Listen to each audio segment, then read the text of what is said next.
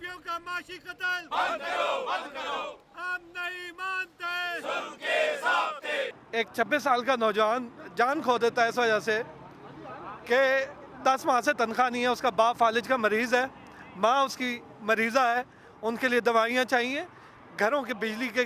بل دینے ہیں، گیس کے بل دینے ہیں، وہ کہاں سے دے گا؟ اس پریشر کے اندر کام کرتے ہوئے ایک 26 سال کا نوجوان اپنی جان سے ہاتھ دھو بیٹھتا ہے۔ تو ہم سمجھتے ہیں یہ قتل ہے اور اس کے خلاف ہم FIR کروانے کے لیے جا رہے ہیں۔ پاکستان کے اندر صحافی یا اس پیشے سے وابستہ افراد چاہے وہ کسی بھی کیپیسٹی میں کام کر رہے ہیں، ان کی بہت زیادہ قربانیاں ہیں۔ پاکستان کے اندر دہشت گردی کی جنگ رہی ہے، پاکستان کے اندر لا اینڈ آرڈر کی سچویشنز خراب رہی ہیں، یہ لوگ ہر جگہ اپنی ذمہ داریاں ادا کرتے ہوئے اس سے پہلے بھی اپنے جان کے نذرانے دیتے رہے ہیں، لیکن وہ کیفیت کچھ اور تھی۔ آج جس مقصد کے لیے سب صحافی یہاں پہ احتجاج کر رہے ہیں کہ یعنی 8 مہینے، کسی کو 10 مہینے، کسی کو 1 سال ہو گیا ہے،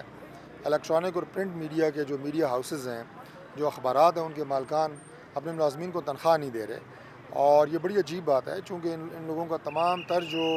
انحصار ہوتا ہے وہ اپنی ایک ماہ کی تنخواہ پہ ہوتا ہے۔ دیکھیں اس وقت جو برسر اقتدار حکومت ہے اس کی پالیسی ایسا لگ رہی ہے کہ میڈیا انڈسٹری جو ہے وہ سرے سے اس ملک سے ختم ہی ہو جائے، اس کی کریڈیبلٹی ختم ہو جائے۔ جب ایک بندہ تنخواہ کے ہاتھوں مجبور ہے تو وہ کیا جرنلزم کرے گا اور کیا خبر نکال کے لائے گا، اور جب صحافی سڑکوں پر ہوگا تو لوگ اس کے ساتھ کیا ہمدردی رکھیں گے کہ یار یہ تو اپنے کھانے سے محروم ہے تو اس نے ہمارے حق کے لیے کیا بات کرنی۔